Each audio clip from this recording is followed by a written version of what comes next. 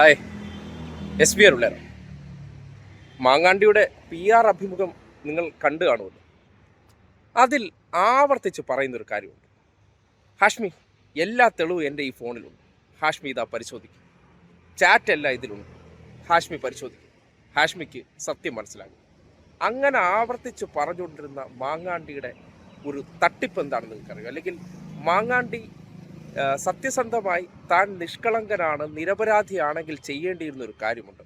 അത് ഞാൻ പറഞ്ഞാൽ ചിലപ്പോൾ നിങ്ങൾക്ക് അങ്ങോട്ട് ദഹിക്കില്ല.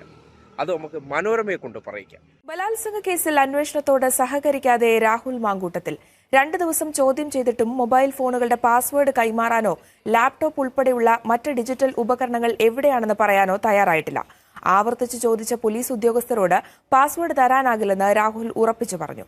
മൊബൈൽ ഫോണുകളിൽ തനിക്ക് അനുകൂലമായ തെളിവുകളുണ്ടെന്നും അവ അന്വേഷണ സംഘം നശിപ്പിക്കും എന്നതിനാലാണ് പാസ്വേഡ് കൈമാറാത്തതെന്നാണ് രാഹുലിന്റെ വിശദീകരണം. കേട്ടല്ലോ, അറസ്റ്റിലായിരുന്ന ഘട്ടത്തിൽ നിരപരാധിയായിരുന്നെങ്കിൽ അത് ആരുടെ മുന്നിലാണ് തെളിയിക്കേണ്ടത്? അന്വേഷണ ഉദ്യോഗസ്ഥർ ചോദ്യം ചെയ്യാൻ വിളിപ്പിച്ച സന്ദർഭത്തിൽ അദ്ദേഹം സ്വന്തം ഫോണിൻ്റെ പാസ്വേഡോ ലാപ്ടോപ്പോ ഉൾപ്പെടെയുള്ള തെളിവുകളൊന്നും ഹാജരാക്കി താൻ നിരപരാധിയാണെന്ന് അവരെ ബോധ്യപ്പെടുത്താൻ ശ്രമിച്ചില്ല. അതിൻ്റെ പാസ്വേഡ് കൊടുക്കാതെ ഒളിപ്പിച്ചിട്ടുണ്ടെങ്കിൽ അതിൻ്റെ അർത്ഥം എന്താണ്? ഈ ഹാഷ്മി ആര്? ഇബ്രാഹിമിൻ്റെ മോനായിട്ടുള്ള ഹാഷ്മി അല്ലല്ലോ ഈ നാട്ടിൽ അന്വേഷണ ഉദ്യോഗസ്ഥനോ ജഡ്ജിയോ എന്ന് പറയുന്നത്. അത് ഇവരെല്ലാവരും കൂടി ചേർന്നൊരു ജഡ്ജിയാക്കി വെച്ചിരിക്കുന്നു എന്നതിനപ്പുറം അദ്ദേഹത്തെ നമ്മൾ ആരും എന്തായിട്ട് കണ്ടിട്ടില്ല. ഒരു മാധ്യമ സ്ഥാപനത്തിലെ കൂലിപ്പണിക്കാരനായിട്ടാണ് നമ്മൾ കണ്ടിട്ടുള്ളത്. അതുപോലെ തന്നെ ഇതുപോലെ നമ്മുടെ നാട്ടിലെ എല്ലാത്തരം ഗോവിന്ദചാമിയാരെയും വെള്ള പൂശാൻ നടക്കുന്ന ഒരു 916 വാഷിംഗ് മെഷീനാണ് ഈ പറയുന്ന ഹാഷ്മി എന്ന് നമുക്കറിയാം.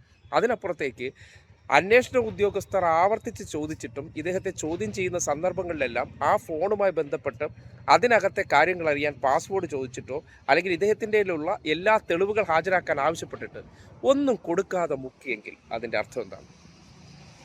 അതിൽ തന്നെ ഈ PR ഇൻ്റർവ്യൂ പൊളിയുന്നുണ്ട്. അങ്ങനെയാണെങ്കിൽ ഹാഷ്മി അതൊന്ന് വാച്ച് നോക്കിയിട്ട് പോലുമില്ല. ഹാഷ്മിക്ക് എല്ലാം വിശ്വാസമാണ്. എൻ്റെ മാങ്ങാണ്ടി പറഞ്ഞു കഴിഞ്ഞാൽ എല്ലാം എനിക്ക് വിശ്വാസമാണല്ലോ. അവിടെ നിങ്ങൾ ആലോചിക്കാമെങ്കിൽ നിങ്ങൾ ആ അഭിമുഖം കേട്ടാൽ ആവർത്തിച്ച് പലതവണ എൻ്റെ ഈ ഫോണിനകത്തുണ്ട് ഹാഷ്മി എല്ലാ തെളിവുകളും, ഹാഷ്മിക്ക് വേണമെങ്കിൽ ഞാൻ കാണിച്ചു തരാം, ആ ചാറ്റ് പുറത്തു വിടട്ടെ, ഹാഷ്മി ഇത് നോക്കൂ എന്ന് പറയുന്നിടത്ത് എന്തുകൊണ്ട് ഹാഷ്മി അത് വാങ്ങി നോക്കുകയോ അല്ലെങ്കിൽ അതിന് തയ്യാറാകാതിരിക്കുകയും ചെയ്തു? എന്നാൽ ഇത് ഹാജരാക്കേണ്ടടുത്ത് ഇത് ഹാജരാക്കാതെ ഇവൻ മുക്കിയത് എന്തുകൊണ്ടായിരിക്കും?